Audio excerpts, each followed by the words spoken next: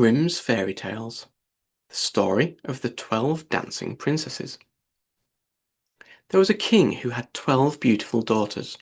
They slept in 12 beds, all in one room, and when they went to bed, the doors were shut and locked up. But every morning, their shoes were found to be quite worn through, as if they had been danced in all night, and yet nobody could find out how it happened, or where they had been. Then the king made it known to all the land that if any person could discover the secret and find out where it was that the princesses danced in the night, he should have the one he liked best for his wife, and should be king after his death. But whoever tried and did not succeed, after 3 days and nights, should be put to death. A king's son soon came. He was well entertained, and in the evening was taken to the chamber next to the one where the princesses lay in their 12 beds. There he was to sit and watch where they went to dance, and in order that nothing might pass without his hearing it, the door of his chamber was left open. But the king soon fell asleep, and when he awoke in the morning he found that the princesses had all been dancing, for the soles of their shoes were full of holes. The same thing happened the second and third night, so the king ordered his head to be cut off. After him came several others, but they all had the same luck, and all lost their lives in the same manner.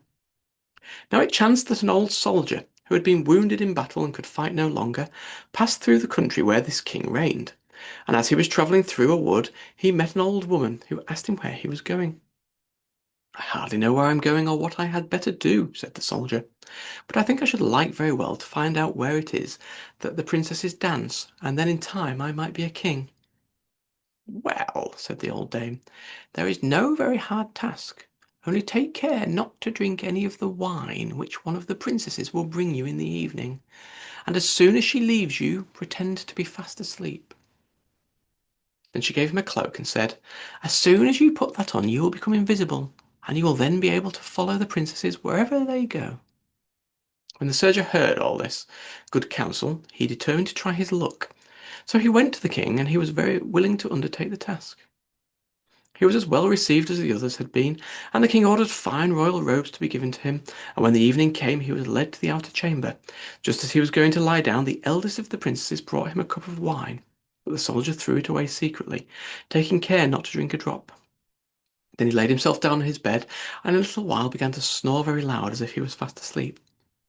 When the 12 princesses heard this, they laughed heartily, and the eldest said, "This fellow might have done a wiser thing than lose his life in this way." Then they rose up and opened the drawers and the boxes and took out all their fine clothes and dressed themselves at the glass and skipped about as if they were eager to begin dancing.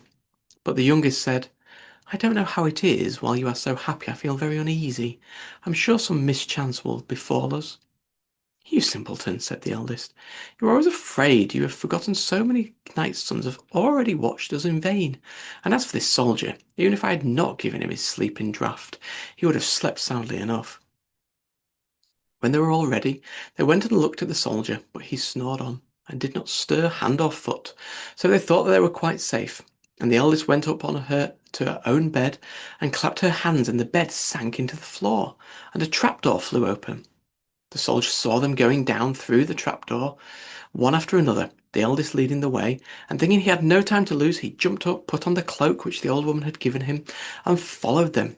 But in the middle of the stairs he trod on the gown of the youngest princess, and she cried out to her sisters, "All is not right! Someone took hold of my gown." "You silly creature," said the eldest, "it is nothing but a nail in the wall." Then down they all went, and at the bottom they found themselves in the most delightful grove of trees, and the leaves were all of silver, and glittered and sparkled beautifully. The soldier wished to take away some token of the place, so he broke off a little branch, and there came a loud noise from the tree. Then the youngest daughter said again, "I am sure all is not right. Did you not hear that noise? That has never happened before." But the eldest said, "It is only our princes, who are shouting for joy at our approach." Then they came to another grove of trees, where all the leaves were of gold, and afterwards to a third where the leaves were all glittering diamonds, and the soldier broke a branch from each, and every time there was a loud noise, which made the youngest sister tremble with fear. But the eldest still said it was only the princes who were crying for joy. So they went on till they came to a great lake, and at the side of the lake there lay 12 little boats with 12 handsome princes in them, who seemed to be waiting for their princesses. One of the princesses went into each boat, and the soldier stepped into the same boat with the youngest. As they were rowing over the lake, the prince who was in the boat with the youngest princess and the soldier said, "I do not know why it is, but though I am rowing with all my might, we do not get on so fast as usual, and I am quite tired.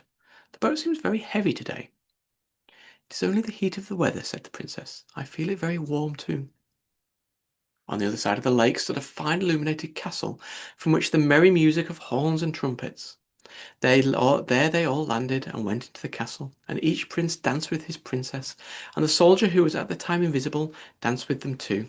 And when any of the princesses had a cup of wine set by her, he drank it all up, so that when she put the cup to her mouth it was empty. At this too the youngest sister was terribly frightened, but the eldest always silenced her. They danced on till 3 o'clock in the morning, and then all their shoes were worn out, so that they were obliged to leave off. The princes rowed them back again over the lake, but this time the soldier placed himself in the boat with the eldest princess, and on the opposite shore they took leave of each other, the princesses promising to come again the next night. When they came to the stairs, the soldier ran on before the princesses and laid himself down, and as the 12 sisters slowly came up very much tired, they heard him snoring in his bed. So they said, "Now all is quite safe."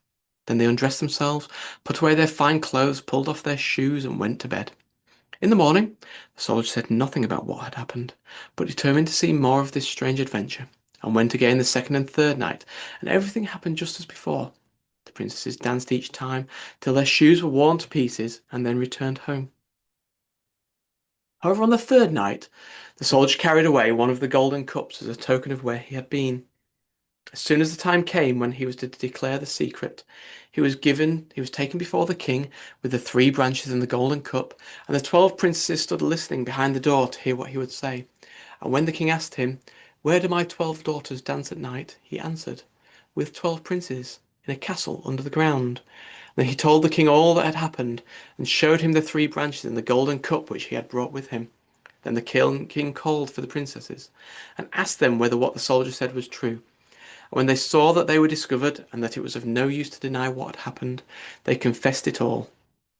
And the king asked the soldier which of them he would choose for his wife, and he answered, "I am not very young, so I will have the eldest." And they were married that very day, and the soldier was chosen to be the king's heir.